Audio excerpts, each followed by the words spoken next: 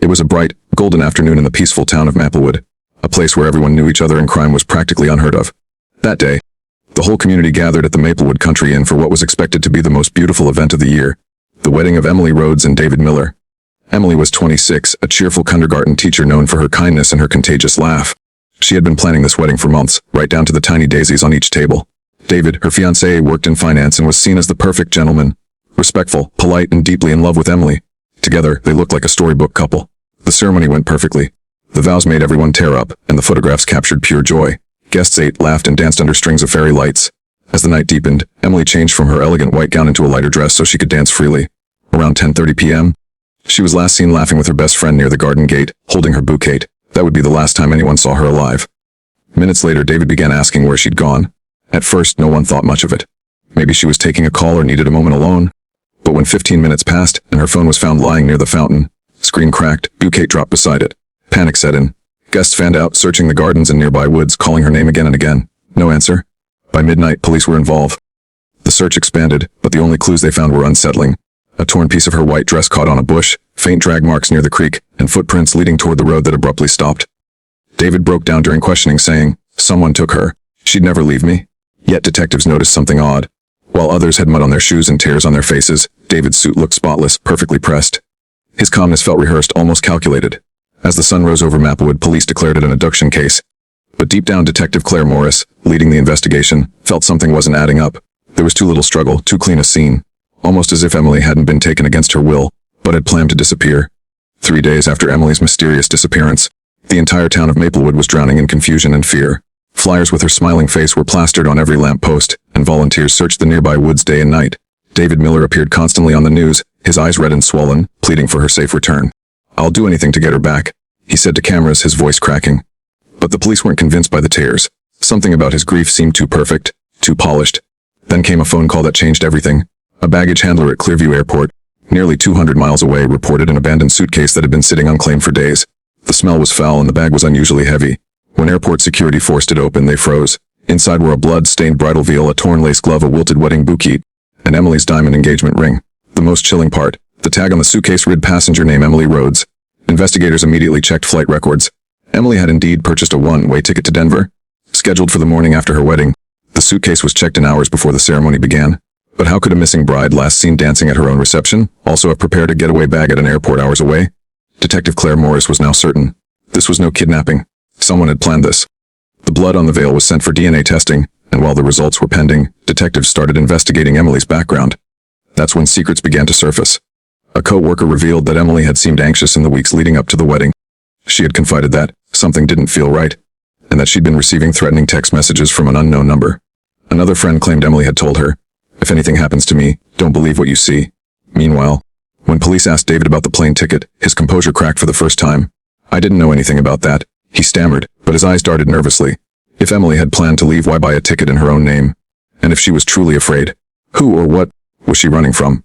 The suitcase had answered one question. Emily's disappearance wasn't random, but it had opened the door to a mystery far darker than anyone imagined. As the investigation deepened, detectives started pulling at the loose threads in Emily Rhodes' seemingly perfect life, and soon everything began to unravel. Detective Claire Morris spent hours combing through Emily's phone records, emails, and financial transactions. What she found shocked even the most seasoned officers. In the months leading up to her wedding, Emily had been transferring large sums of money into an unknown account under the name E. Sanders.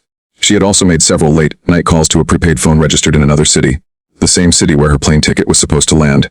When detectives dug deeper, they learned that Sanders wasn't a random alias. It was Emily's maiden name from her previous identity.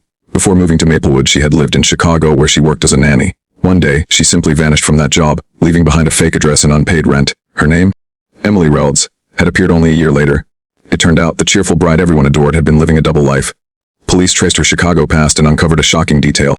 She had once been in a long-term relationship with a man named Eric Sanders, who was still listed as her legal husband. They had never divorced. He had a criminal record for fraud and assault and had disappeared around the same time Emily moved to Maplewood. Detective Morris began to wonder, was Emily running from her old life or toward it? Then came another twist. Surveillance footage from a small gas station near the airport showed Emily the night before her wedding, wearing a hoodie and baseball cap, handing a suitcase to an unidentified man. The timestamp matched the same night her suitcase was checked in at the airport. The footage was blurry, but there was no mistaking her face. Emily was alive, calm, and in control. When detectives showed the footage to David, he turned pale. That can't be her, he whispered, shaking his head. She wouldn't do this to me. But it was her. Emily Rhodes wasn't kidnapped. She had planned her own disappearance. The only question now was, why? And more importantly, who was the man she trusted enough to help her vanish on her wedding night? Detective Claire Morris knew she was close, but something still didn't fit. Emily's secret identity, her missing first husband, the planted suitcase, all pointed to a bigger game being played. The mysterious man at the gas station became the key to unlocking it. Using facial recognition from the blurry footage, investigators ran comparisons against old records. After days of analysis, the software returned a match. Eric Sanders, Emily's first husband. The man everyone thought was long gone. He wasn't dead or missing. He had been quietly living under another name in a neighboring state. Detectives tracked him down at a rundown motel outside Denver. When they arrested him, Eric looked nothing like his old photos. Unshaven, pale, and jittery. But his first words stunned them all. She was supposed to meet me. Did something happen to her? At first, he claimed innocence, saying Emily had reached out weeks before the wedding. She told him she was scared of David, that she'd found out something terrible about her fiancé but couldn't go to the police. According to Eric, she begged him to help her disappear. He agreed, saying he still loved her despite their past. But then the inconsistencies began. The night Emily vanished, Eric's phone was pinged near Maplewood. Even though he claimed he was 2 states away, his fingerprints were also found on the handle of the suitcase at the airport. When confronted, his story shifted. She changed the plan, he said quietly. She didn't trust me anymore. Detective Morris pressed harder and Eric finally cracked. He confessed that he had met Emily in secret before the wedding. She told him she'd discovered that David wasn't who he said he was. He had no real financial job, no records from his supposed firm. Everything was fabricated. Emily feared she had married into something criminal. Eric claimed that she planned to expose David and then vanish for good. But before she could, she disappeared, and Eric swore he had nothing to do with it. Detective Morris didn't believe him completely. But she couldn't ignore one thing. If Emily had uncovered something about David's identity, then maybe she hadn't run away at all. Maybe someone made sure she never could. Detective Claire Morris decided to start from the beginning. David Miller, the perfect groom, the loving fiancé who had cried for the cameras, might not even exist. When investigators dug into his background, what they found was astonishing. There were no official records of David Miller before 5 years ago, no birth certificate, no college transcripts, no previous address. Even his social security number was traced to a deceased man from another state. David Miller was a fabricated identity. The real David had died years earlier in a car accident. Someone had taken his identity, built a fake array summé, and slipped quietly into Maplewood society. That someone was Emily's new husband. But who was he, really? The forensic team searched David's office and found a hidden compartment behind a framed photo. Inside were several passports with different names. Daniel Moore, David Miller, and David Lang all bore his picture. They also found a ledger filled with financial transactions and offshore accounts, millions of dollars moved in small amounts over years. It was evidence of a long-running identity fraud ring. Detective Morris now realized Emily had stumbled onto the truth before her wedding. Her fiancé wasn't just lying about his job, he was part of a larger criminal network. She had reached out to Eric, her first husband, for help, not out of love, but desperation. She wanted to vanish before David discovered she knew the truth. But David had found out first. When police reopened the wooded area near the wedding venue for another search, cadaver dogs found a shallow grave near the creek, covered by fresh soil and wildflowers. DNA confirmed it, Emily Rhodes, her cause of death, blunt force trauma to the head. David was arrested days later trying to cross the fake papers in a briefcase full of cash. In his interrogation, he showed no emotion. When asked why he killed her, he simply said, "She was going to ruin everything I built." The story made national headlines, the vanishing bride who unmasked a ghost. But the most chilling detail came after his conviction.